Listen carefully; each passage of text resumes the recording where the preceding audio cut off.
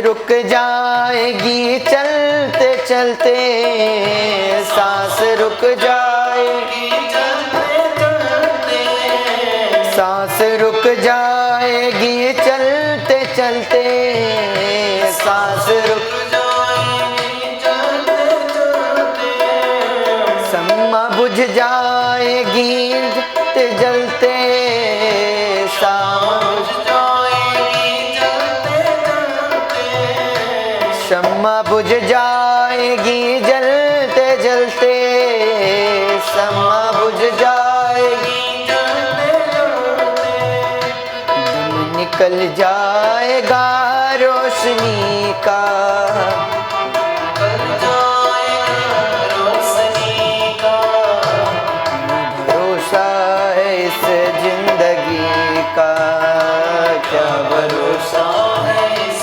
जिंदगी का, क्या भरोसा है इस जिंदगी का, साथ देती नहीं हर किसी का, क्या भरोसा है इस जिंदगी का, साथ देती नहीं किसी का, साथ देती नहीं हर किसी का, साथ देती नहीं किसी का, साथ देती नहीं हर किसी का।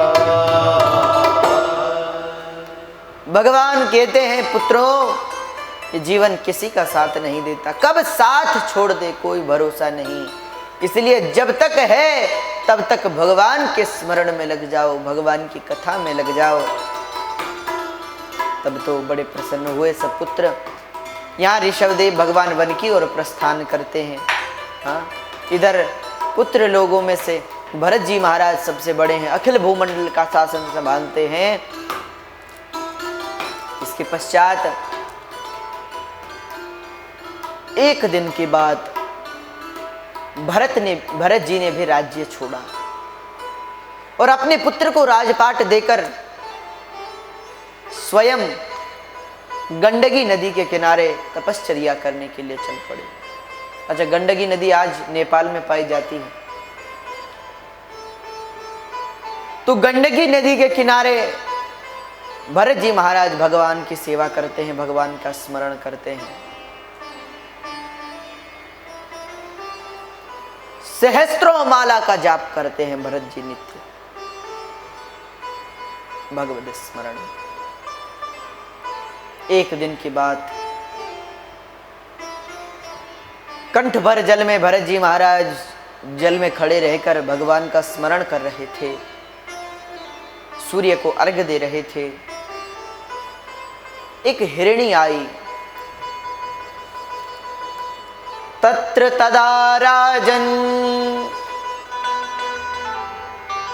हरिणी पिपासया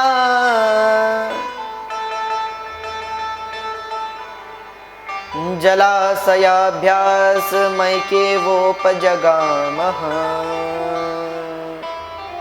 एक प्यासी हिरणी आई, जल पीने लगी कि अचानक एक सिंह ने दहाड़ लगाई, और जो सिंह ने दहाड़ लगाई, हिरणी भयभीत हुई, छलांग लगाई नदी पार करने के लिए। उसके गर्भ में उसकी संतान थी, वो तो उस ओर जाकर गिरकर मर गई। उसकी संतान तत्काल जल में गिरकर बहने लगी। भरत जी को दया आ गई, गोद में उठा लिया उस नवजात हिरण को। छोटा सा हिरण का बच्चा उठाकर अपने कुटिया पर लाए, हरी हरी घास खिलाए। समय बीता, उस हिरण से इतना, हिरण के बालक से इतना प्रेम हुआ, इतना प्रेम हुआ कि कोई सीमा नहीं। भरत जी ने घर छोड़ा, परिवार छोड़ा, धन धान्य छोड़ा, राज्य संपत्ति छोड़ी, पर हिरण के बालक से इतना प्रेम हो गया, फिर आकर्षित आसक्ति ने फिर भरत जी को समेट लिया, फिर पकड़ लिया।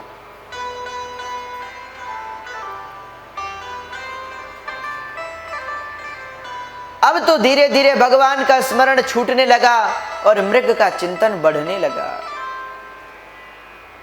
एक दिन की बात, मृग का वह बच्चा बड़ा हो गया, अन्य मृगों के साथ मिलकर वन को चला गया। भरत जी महाराज रोने लगे, हा मृग कहकर। कभी चंद्रमा से कहते हैं चंद्रदेव उस मृग की रक्षा करना, कभी पृथ्वी से कहते हैं मैया आप रक्षा करना। हा मृग कहते कहते भरत जी ने देह त्याग कर दिया, प्राण छोड़ दिए। अगले जन्म में मृग बनना पड़ा, क्योंकि अंते यामति सा गति, अंत में जिसका स्मरण करोगे वैसी गति होगी। अंत काल में मृग का स्मरण किया था, इसलिए मृग बनना पड़ा। मृग बने भरत जी।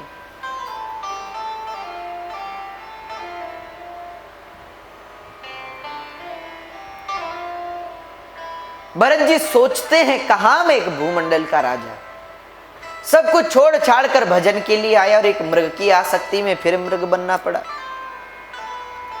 मेरी साधना तो भ्रष्ट हो गई। पर भगवान गीता में कहते हैं योग भ्रष्टोपि जायते, मेरा भक्त अगर योग से भ्रष्ट हो जाए, अपनी स्थिति से गिर जाए, तो उसका नाश नहीं होता। उसकी पूर्व साधना उसका नाश नहीं होने देती, उसे बचा ही लेती है और फिर उस साधना में जोड़ लेती। भरत जी मृग तो बने, पर लेकिन मृग बनते हुए भी पूर्व जन्म की याद रही।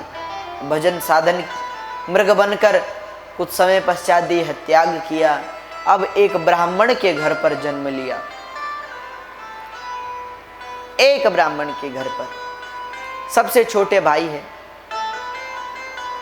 नाम यहां भी पड़ा भरत। एक दिन पिताजी ने कुछ याद करने को दिया, कहा पुत्र शाम को गायत्री मंत्र सुनूंगा। भरत जी ने सिर हिलाकर कहा ठीक है। दिन में सोचा वैसे तो इन्हें सारे वेद वेदांत याद है, क्योंकि पूर्व जन्म के सारी याद है।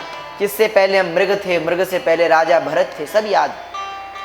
परंतु सोचा कि आज गायत्री मंत्र सुनाऊंगा, कल दूसरा मंत्र पूछेंगे, परसों दूसरा मंत्र पूछेंगे। इस चक्कर में हम तो यहीं फंस जाएंगे, भगवान का स्मरण छूट जाएगा। इसलिए भरत जी ने सायंकाल को जब पिताजी ने पूछा पुत्र गायत्री मंत्र सुनाओ, तो भरत जी मौन हो गए, नहीं सुनाया। पिताजी को क्रोध आया, अरे चलो कोई बात नहीं, कल सुनाना, परसों सुनाना। एक दिन बीता, 2 दिन बीते, कई दिन बीत गए। एक समय तो ऐसा आया कि पिताजी की मृत्यु हो गई, पर भरत ने गायत्री मंत्र नहीं सुनाया। तब तो पिताजी अपने पुत्रों से बोले, अरे यह जड़ है, मूर्ख है, इसका ध्यान रखना। इसलिए नाम ही जड़ भरत पड़ गया। बोले जड़ भरत महाराज की जय। नाम जड़ भरत हो गया।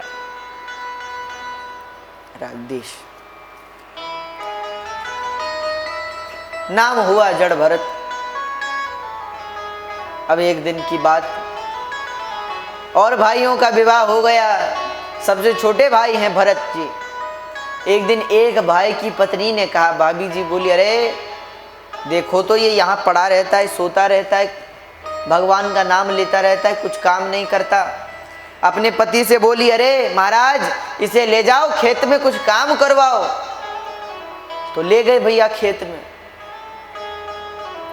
भरत जी से कहा, देखो यहाँ थोड़ा सा ऊंचा है और यहाँ गड्ढा है, तो यहाँ की मिट्टी इसमें भर देना। ठीक है। अच्छा, जहाँ से खोदना था वहां कुआं खोद दिया, और जहां थोड़ा मिट्टी भरनी थी वहां पहाड़ खड़ा कर दिया। शाम को भाई आए, देखा कि ये काम करने की जगह इसने तो और काम बढ़ा दिया। अरे ये तो मूर्ख ही है, इससे काम कराना ठीक नहीं। इसलिए हाथ जोड़ लिए, बस तू काम ना करे तो ही सबका भला होगा। घर भेज दिया। अच्छा, घर पे आए, एक दिन फिर भाभी जी ने कहा इसे ले जाओ कुछ काम कराओ। एक भाई बोला उस दिन देख लिया था इसका काम हम पर ही भारी पड़ता है। नहीं नहीं, ऐसे से क्या काम करावे।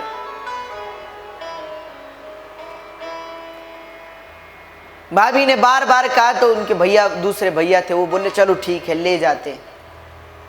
तो ले चले भरत जी।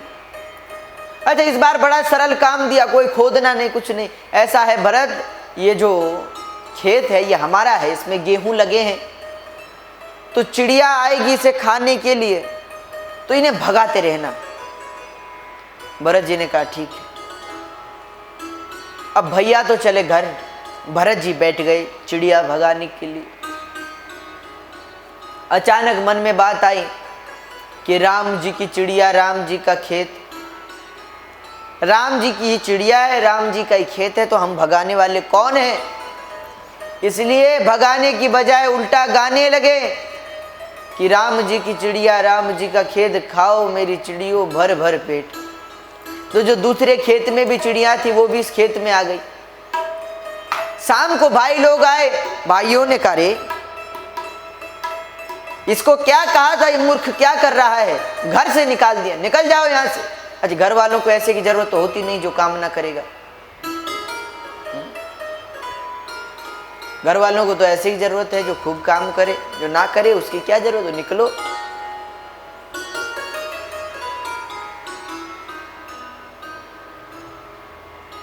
भरत जी ने कहा ठीक है, घर परिवार छोड़कर चल पड़े। चाहते ही यही थे कि भजन हो। अब वन में चले, कोई काम करने को कह दे तो कर दे, नहीं कहते तो पड़े रहते।